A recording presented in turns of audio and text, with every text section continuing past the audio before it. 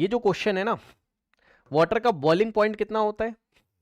Boiling point of water, water का boiling point कितना होता है? 100 डिग्री सेल्सियस, है ना, या फिर 373 केल्विन, प्योर वाटर।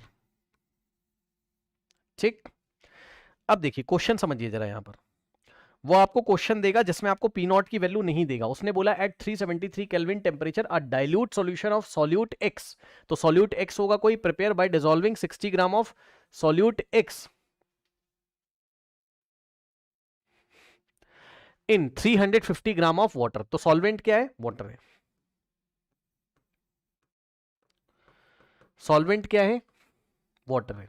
ठीक, तो देखिए, if the vapour pressure of solution is, sorry, if the vapour pressure of solution, जरा ध्यान दें, सब कुछ कहां चल रहा है, कितने टेम्परेचर पे चल रहा है? एट 373 केल्विन पे ही सब कुछ चल रहा है। समझिए जरा ध्यान से, if the vapour pressure of the solution at 373 kelvin temperature is this, है ना, मतलब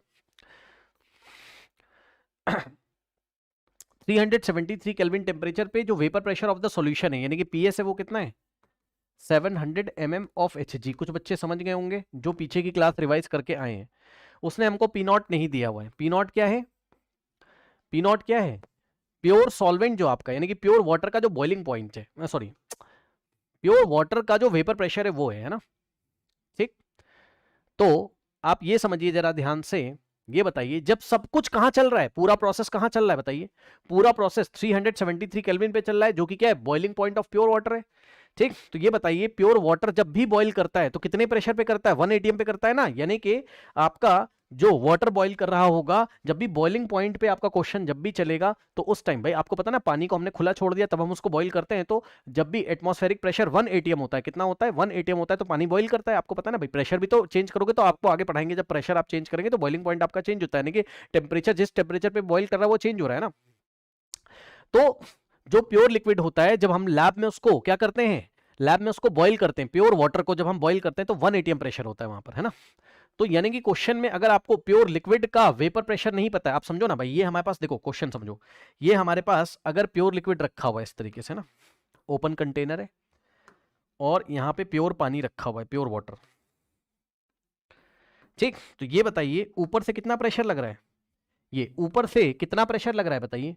ऊपर से 1 एटमॉस्फेरिक प्रेशर लग रहा है, बोलो हाँ। 1 एटमॉस्फेरिक प्रेशर ऊपर से लग रहा है भाई, ऊपर से एटीएम है ना, ये इस तरीके से, हाँ प्रीवियस लेक्चर में बताया, यस। अब ध्यान समझो भाई, ये हमारे पास प्योर पानी है, प्योर पानी है, प्योर वाटर है। हाँ, तो प्योर वाटर का बॉइलिंग पॉइंट क्या होता है, जो कि क्वेश्चन में दिया है 373 केल्विन। तो ये बॉयल कब होता है? ये बॉयल तब करेगा जब इसके मॉलिक्यूल्स भी उतना ही प्रेशर लगाएंगे जितना ऊपर से लग रहा है, यानी कि जब पी एटीएम किसके इक्वल हो जाएगा? 1 एटमॉस्फेरिक प्रेशर किसके इक्वल हो जाएगा? पी नॉट के। पी नॉट मतलब जो प्योर लिक्विड है, जो प्योर लिक्विड का वेपर प्रेशर है, जो 1 एटमॉस्फेरिक, जब दोनों प्रेशर इक्वल होंगे तभी तो बॉयल होगा। तो जब भी बॉइलिंग पॉइंट पे आपका क्वेश्चन चल रहा हो तो पी नॉट क्वेश्चन में नहीं दिया रहता है, पी नॉट आपको खुद से लेना है। पी नॉट हम क्या क्या ले सकते हैं? 760 mm of H G, 1 torr, sorry 1 torr कह रहा हूँ, पीछे लिखवाया है, आपको कॉपी उठा के देख लीजिए। यहां पर एमएम ऑफ एचजी में चल रहा है, तो 1 एटीएम किसके इक्वल होता है? ठीक,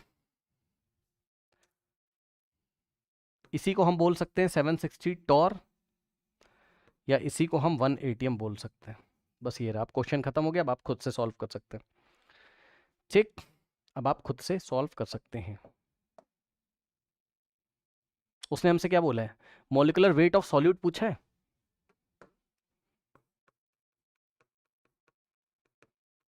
मॉलिक्यूलर वेट ऑफ सॉल्यूट पूछा हुआ है। अब निकाल दीजिए, क्या करोगे बताओ? लगा दो जो मॉडिफाइड फॉर्मूला था,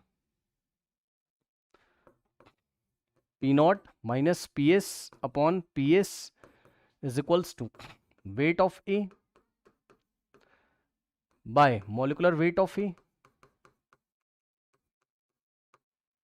wait of B, molecular weight of B. P naught कितना है? 760 mm of H G. P S कितना है? 700।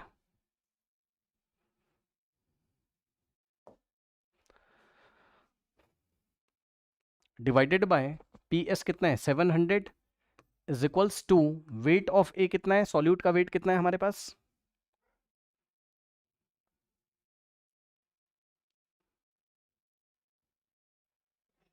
60 ग्राम,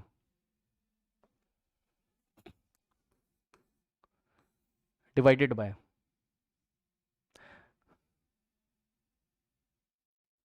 वेट ऑफ बी कितना है, यानी कि सॉल्वेंट का वेट कितना है, 350 ग्राम ऑफ वाटर, है ना।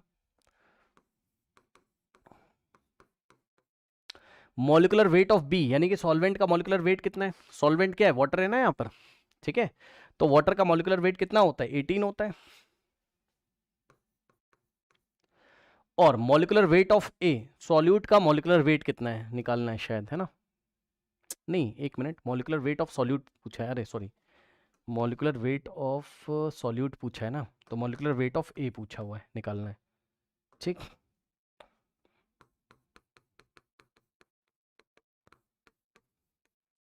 सॉल्व कर लीजिए भाई, 0 से 0, ये आ जाएगा 60 upon 700 is equals to 6 into 18 divided by 35 into molecular weight of A. ये हमारे पास गया 6 से 6 हमारे पास गया,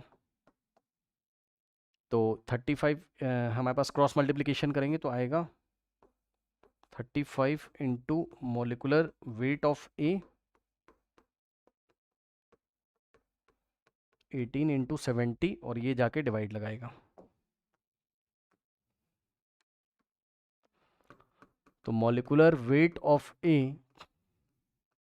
is equals to 18 into 70 divided by 35,